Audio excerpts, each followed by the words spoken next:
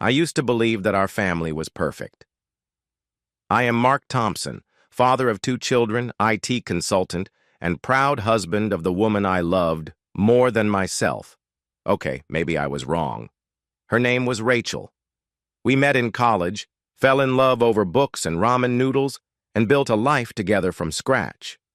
She became a teacher. I built a career in tech, and after 10 years of hard work and sacrifice, we signed the contract to buy our dream house in the suburbs with a beautiful backyard for Luke and Emily. We had Sunday brunches, took pictures in our pajamas on holidays, and reminisced about the old days late at night. At least, that's what I believed. In reality, things were much darker, and I had no idea. It started with little things. Rachel became distant, lost in her own thoughts. She used to laugh at my jokes, but now she just smiled politely. She would send me cute emojis throughout the day, until one day they stopped coming. She said she was working late at school because she had to help students with their college essays or grades. I believed her. Why wouldn't I? She was my wife. But then the rumors started. One night, I accidentally picked up Rachel's phone. She had a model similar to mine, and when I put it down, a message from someone named Chris V popped up on the screen. Last night was unforgettable. Girl, I can still feel you. My heart stopped. I scrolled up. And against all common sense, against the pounding in my chest that was screaming at me not to look, I read everything. Months of messages, late-night confessions, candid conversations. Going away for the weekend, inside jokes, harsh words directed at me, even hurtful ones. She wrote, "Mark is such a robot, always working or taking care of the kids, no passion.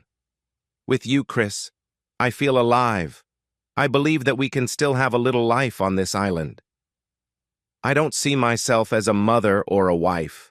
I am me." It was as if someone had ripped my soul out of my chest or spine. That night I didn't say a word. I couldn't. I put the kids to bed, kissed them, and stared at the ceiling until morning. In the morning, I quietly copied everything from her phone to mine using a backup program I had developed a few years ago for work. Then I started planning. Before I could throw her off, I needed to find out more. I didn't want her to have a chance to deceive me or say that it was just texting or an emotional fog. So for 2 weeks, I acted foolishly. I hugged her, told her I loved her, bought her flowers. She laughed, embarrassed that nothing had exploded upstairs. It just made me angrier, and the anger grew. I secretly installed a GPS tracker on her car. I asked a friend who works for a cybersecurity company to help me clone her school email, and I installed keyloggers on her devices. It wasn't exactly legal, but I wasn't complaining. I was a devoted man. And then, on a rainy Tuesday, I got it. A hotel receipt. Room 308, 2 nights. Her and Chris Wallace, the married assistant principal at her school. I knew him. I shook this man's hand at parent-teacher conferences. He even came to our house once for a school charity event. He patted Luke on the head. That hand belonged to my wife. I didn't explode. I didn't storm in and wave these documents around. But no, I kept everything. Text messages, photos, hotel reservations, and even a video taken by a private investigator I hired the weekend they left town. It wasn't just about confronting them. I was going to destroy them. It was Friday night when I decided to break the ice. The kids were asleep. Rachel was sitting with a glass of wine, scrolling through her phone with hatred. I sat across from her and put my phone down. The screen showed a chat with Chris. She froze. Her lips parted, and the blood drained from her face. "Rachel," I said quietly, "how long has this been going on?" Tears immediately welled up in her eyes, not because she felt sorry, no, because she had been caught. I didn't mean to hit you," she said quietly. "It just happened. I was lonely. You were always working. I needed to—" "No," I interrupted her. "Just don't. Enough cliches. I've heard it all before. In movies." Her hands were shaking. "Can we talk? We need therapy, not—" I stood up and handed her the envelope. "What's this?" she asked. "Proof of your relationship. A complete digital trail. I also sent it anonymously to the school board, Chris's wife, and the parent committee." Her eyes widened in panic. "What have you done?" I walked out into the hallway, grabbed my suitcase, and turned back to them. "I'm taking the kids to my sister's temporarily. And you, Rachel, if you seek custody, remember that I have everything."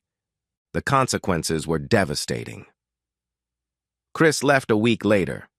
The school board issued a statement citing inappropriate behavior and violation of professional ethics. His wife divorced him. I also sent the video to their church committee, so at least that was done. He was the leader of the weekend Bible study group. Not anymore. Rachel rushed to save her reputation, gasping for breath as she tried to portray it all as a mistake and emotional vulnerability. But Kushner's students' parents weren't buying it. Other teachers avoided her. Her contract was suspended pending an investigation. The online mommy clique she had joined, and where she relentlessly posted perfect family photos almost nonstop, turned on her with a vengeance. I posted an edited version of this story on Reddit from a disposable account. It went viral. "My wife cheated on me with my boss, and I took everything." The comments poured in, offers of help and advice, including legal assistance. Some called me cruel. Others called me a hero. I didn't care. I just wanted to save my children from something that was built on a lie. Rachel filed for custody of the children. She called me vindictive. She said I was controlling the children. She said I was using her mistake as a weapon. But the judge didn't believe her. Given the evidence I presented, the witnesses who testified on her behalf, including Chris's wife, who testified in my favor, and my experience as a father, the decision was a foregone conclusion. I was granted full custody. She was allowed to see the children every 2 weeks under supervision. I was not moved by her tears in court. Her apologies came too late. She begged to talk to Luke and Emily. They refused. "Mom, you broke Dad's heart. I don't want to be in the same room with someone who lies like that." Emily was too young to understand everything that had happened, but when Rachel came over to hug her, she pulled away. A year has passed. I packed up and moved the kids to another city.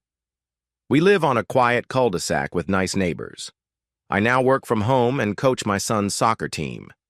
They've been trying to teach Emily to ride a bike without training wheels. Laughter is returning, slowly but surely.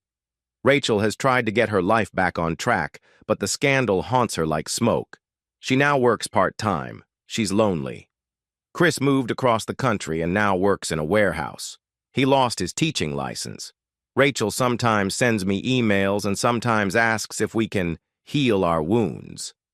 She would like to start over, or at least do a better job raising the kids.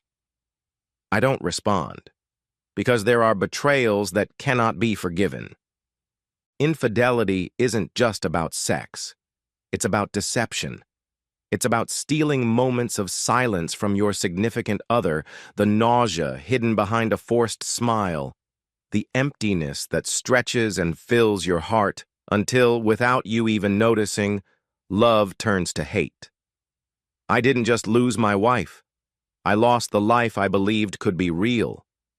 But I also gained something else: strength, clarity, peace. And when I see my children laughing in the yard all day, running under the sprinkler and running out into the sun, I realize one thing. I may have lost Rachel, but I have kept everything that was truly important. The end